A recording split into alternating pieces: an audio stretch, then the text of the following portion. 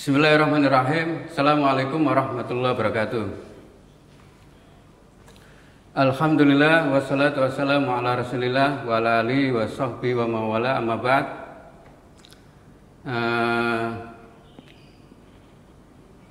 Selamat kembali ke pelajaran baru, pelajaran kaidah fikih bagi anak-anak semua, anak madrasah Aliyah Madrasatul Quran kelas 12 yang baru, yang dulu dari kelas 11. Materi yang dipakai di kelas 12 ini melanjutkan dari materi yang ada di kelas 11. Kalau di kelas 11 dulu menggunakan kitab Idahul Qawaid Fiqhiyah bab 1, di kelas 12 ini langsung ke bab 2. Langsung ke bab 2, berada di halaman 51. Yang di rumah mungkin kitabnya dibawa pulang, atau kalau nggak dibawa pulang ya kami harapkan mencatat atau membeli kitab di kampungnya kalau ada, dan bisa menyimak dan mengartikan kitab Qawaid Fiqhiyah kelas 12 yang kita mulai pada hari ini. Hari ini tanggal 14 Juli. Nanti ke depan setiap pertemuan ilmu qawaid atau qawaid fiqhiyah kita mengartikan kitab qawaid, dan saya terangkan nanti sambil membawa kitab masing-masing di rumahnya masing-masing. Saya harapkan anak-anak semua bisa mengikuti dengan mengartikan kitab qawaid tersebut ketika saya i'rab. Jadi saya artikan dengan i'rab seperti waktu kelas 11 dan saya terangkan isinya. Bismillahirrahmanirrahim. Langsung kita mulai kaidah pertama di halaman bab 2. Al-qaidatul ula, kaidah pertama, al-ijtihadu la yunqadu bil ijtihad. Itu bunyi kaidahnya. Dulu di kelas 10 kaidah ini sudah masuk di hafalan kaidah fikih di bagian pertengahan. Kaidah ini yaitu kaidah al-ijtihadu la yunqadu bil ijtihad. Artinya ijtihad itu tidak bisa batal oleh ijtihad yang lain. Itu merupakan kaidah furu' atau kaidah cabang. Kalau kaidah pokok atau kaidah asasiyah yaitu al-umuru bimaqasidiyah, al-masyaqqatu tajlibu taisir, al-yaqinu la yuzalu bisyak, kemudian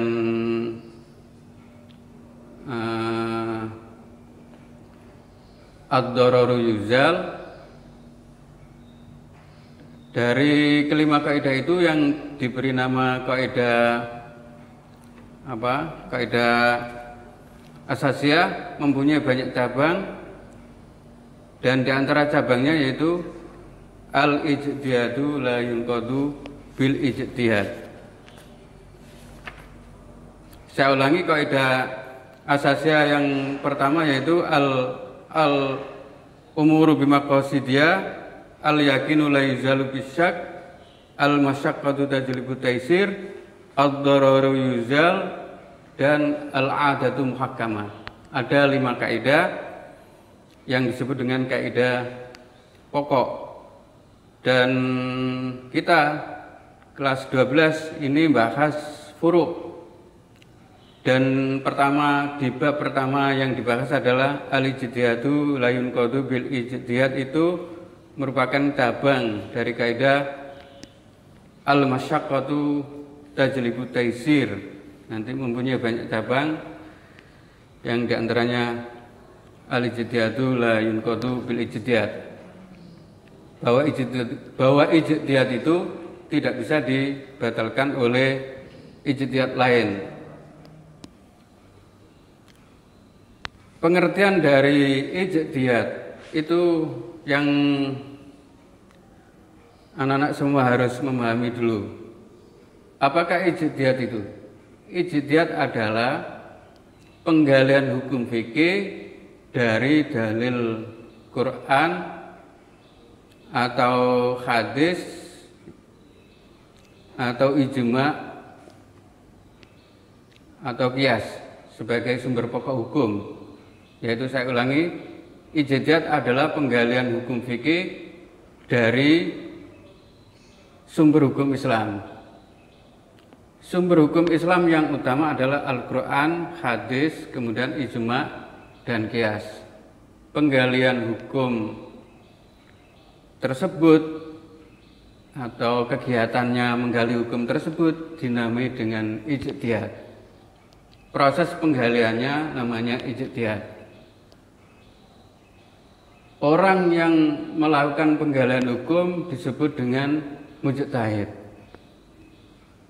Kemudian hukum yang dihasilkan namanya hukum fikih atau hasil ijtihad. Hukum fikihnya hasil ijtihad, orangnya mujtahid, kegiatan menggali hukumnya namanya ijtihad. Jadi ada ijtihad, ada mujtahid, dan ada hukum hasil ijtihad yang diberi nama hukum fikih.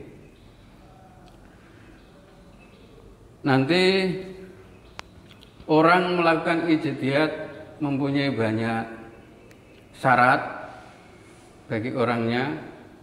Siapa saja yang berhak atau diperbolehkan melakukan ijtihad atau penggalian hukum fikih, syarat-syaratnya apa, nanti akan dibahas di usul fikih. Yang diantara syarat-syaratnya itu adalah orangnya harus menguasai Al-Quran dan tafsir-tafsirnya, hadis dan syarahnya, bahasa Arab dan segala macam. Nah, itu syarat bagi orang yang boleh melakukan ijtihad. Orangnya namanya mujtahid. Dan mujtahid nanti mempunyai tingkatan. Ada yang namanya mujtahid mutlak, itu tingkatan yang paling tinggi. Seperti Imam Asy-Syafi'i, Imam Abu Hanifah, Imam Malik, dan Imam Ahmad Ibnu Hanbal.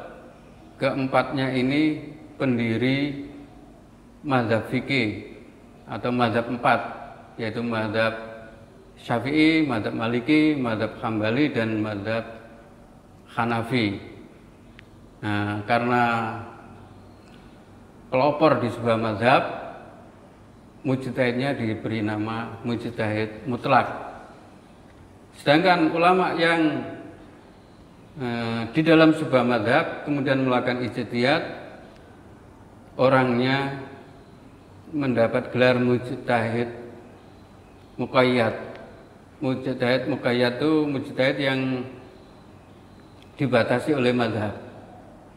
Seperti di kalangan mazhab Asy-Syafi'i nanti ada Imam Ghazali. Imam Ghazali itu seorang mujtahid muqayyad karena terbatasi di mazhab Asy-Syafi'i. Kemudian Imam As-Sayuti, Imam Nawawi, Imam Ar-Rafi'i, nah, mereka adalah ulama mujtahid tapi terikat di mazhab Asy-Syafi'i saja, sehingga namanya mujtahid muqayyad, tidak diberi nama mujtahid mutlak. Nanti di kalangan mazhab Hambali paling populer namanya Ibnu Taimiyah. sama Ibnul Qayyim al-Jauziyah, dua ulama besar mujtahid, tapi mujtahid muqayyad karena hanya terikat di kalangan mazhab Hambali. Mereka berdua, Imam Ibnul Qayyim al-Jauziyah dan Al-Imam Ibnu Taimiyah, adalah dua orang mujtahid tapi diberi nama mujtahid muqayyad karena terikat di mazhab Hambali. Kalau di mazhab Maliki nanti ada namanya Ibnu Abidin atau Al-Imam Ibnul Qasim. Mereka adalah ulama mujtahid muqayyad di mazhab Maliki. Kemudian di mazhab Hanafi nanti ada ulama mujtahid terikat atau mujtahid muqayyad di mazhab Hanafi.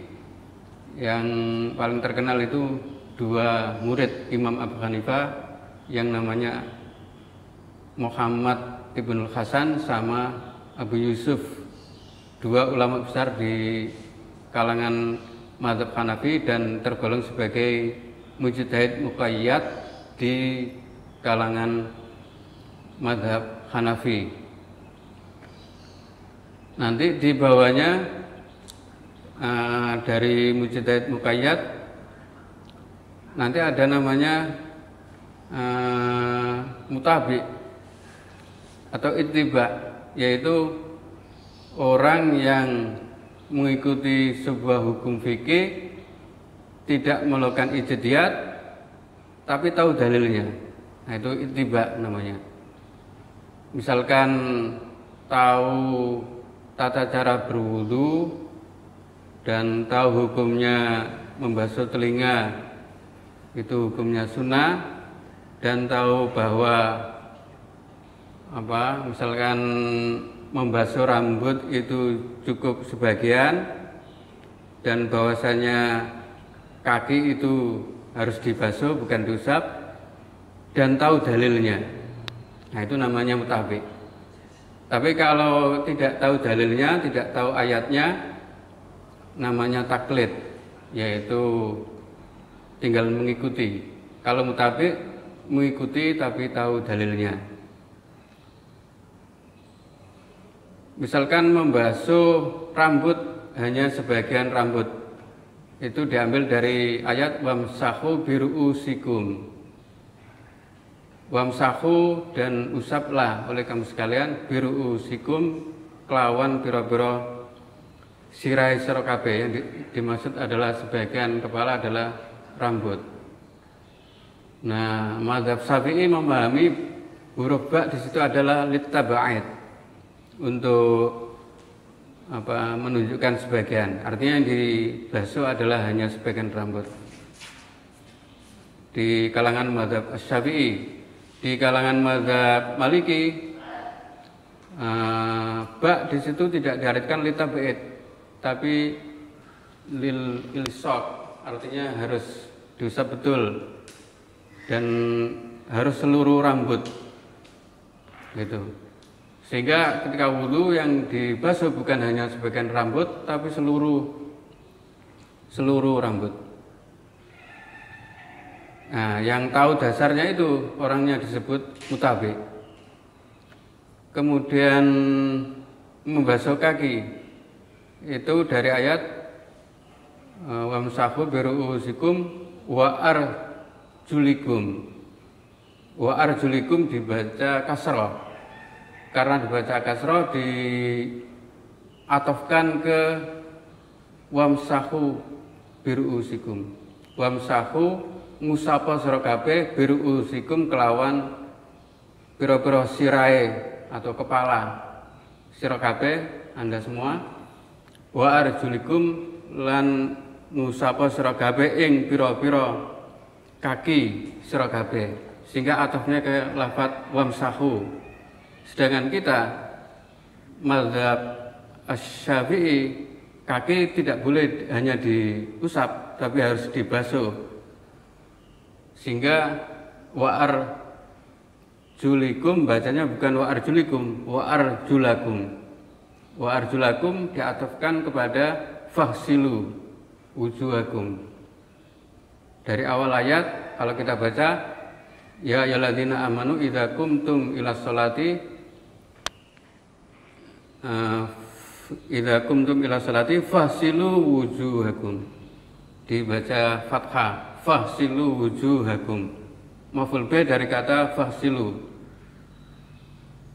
Sehingga kata fahsilu basuhlah oleh kamu sekalian wujuhakum ing pira-pira wajah sira kabeh langsung ke wa arjulakum. Wa arjulakum diatafkan ke fahsilu, maka arjulakum itu tidak cukup hanya arjulakum yang diartikan kaki, itu tidak dicukupkan hanya dengan diusap, tapi harus dibasuh ikut kepada wajah. Fahsilu wujuhakum. Kalau dilangsungkan fahsilu wujuhakum wa arjulakum. Kalau kita baca dari awal, ya alladzina amanu idza qumtum ila sholati fahsilu wujuhakum wa aydiyakum ilal marafiqi wamsahu biru'usikum, bukan wa arjulikum, tapi wa arjulakum. Kalau arjulikum nanti kaki menjadi diusap karena ataf ke biru'usikum, tapi kalau wa arjulakum kaki menjadi dibasuh karena ataf ke wujuhakum. Nah, dengan tahu dalilnya itu kemudian mengikutinya, orangnya disebut dengan mutabi atau ittiba. Tapi kalau tidak mengetahui dalilnya dan mengamalkannya, orangnya disebut dengan taklid, hanya mengikuti. Kita lanjutkan. Wa makna dzalika lan utawi arti mengkono-mengkono kaidah annal ijtihad as-sabiqa, setuhune ijtihad kang wis lewat iku la tunqadu ora den batalaken apa ahkamu pira-pira hukume ijtihad kang wis lewat al-madiyatu kang wis lewat ya bil ijtihadillahi kelawan ijtihad kang belakangan. Fayasihu moko sah apa ma barang fa'alahu kang lampahi sapa wong hu ing ma bil ijtihadil awwali kelawan ijtihad kang pertama. Artinya misalkan orang dari misalkan Imam Syafi'i misalkan di ijtihad pertama berada di Baghdad. Kemudian ijtihad kedua atau qaul jadid berada di Mesir. Maka apa yang dikerjakan oleh Imam As-Syafi'i ketika ijtihad pertama di Baghdad itu tidak batal oleh ijtihad kedua ketika di Mesir. Karena itu anak-anak semua kalau ada yang dulunya misalkan punya pendapat bahwa menurut ijtihadnya itu misalnya condong ke Islam modernis, Muhammadiyah misalnya atau Wahabi, yang baca Quran, megang Quran itu tidak perlu berwudu dan yakin akan ijtihadnya itu dan merasa tidak berdosa karena itu hasil ijtihadnya. Kemudian sadar sekarang bahwa ternyata hadisnya tentang wajibnya berwudu itu harus memegang wajibnya berwudu ketika memegang Quran, itu hadisnya ternyata benar dan sahih, kemudian sadar, kemudian diamalkan sebagai ijtihadnya, maka dulu yang waktu gak berwudu ketika memegang Quran itu tidak berdosa karena sesuai ijtihadnya dulu. Sekarang yang pakai ijtihad baru, yang pakai hadis baru tentang wajibnya berwudu waktu memegang Quran dipakai mulai sekarang. Sama seperti orang yang berpendapat bahwa menyentuh perempuan tanpa aling-aling dengan telapak tangan itu tidak membatalkan wudu, yaitu Muhammadiyah, kemudian pindah ke mazhab Syafi'i, maka sholat yang dulu dilakukan dengan misalkan menyentuh perempuan dan dianggap nggak batal, maka sholat yang waktu itu dilakukan tidak batal ketika dia pindah ke ijtihad baru di mazhab Syafi'i sekarang, yang kalau menyentuh perempuan itu wudunya batal. Kalau sekarang harus berwudu. Kalau yang dulu untuk ijtihad yang dulu, untuk hukum yang dulu, tidak saling membatalkan antara ijtihad yang satu dengan ijtihad berikutnya. Itu maksud dari kaidah al-ijtihadu la yunqadu bil ijtihad. Ini dulu yang kita bahas pada pertemuan ini, yaitu kaidah pertama, al-ijtihadu la yunqadu bil ijtihad. Untuk syarahnya kaidah ini kita artikan secara i'rab minggu depan. Anak-anak saya harap untuk mempersiapkan kitabnya. Kalau kitabnya di pondok dulu dibawa pulang ya bisa langsung dipakai. Kalau nggak dibawa pulang, usahakan bisa belilah di lingkungan daerahnya masing-masing dan mengartikan dari rekaman ini, bisa diulang-ulang nanti mengartikannya dan diusahakan bisa memahami.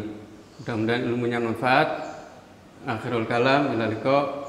Wassalamualaikum warahmatullahi wabarakatuh.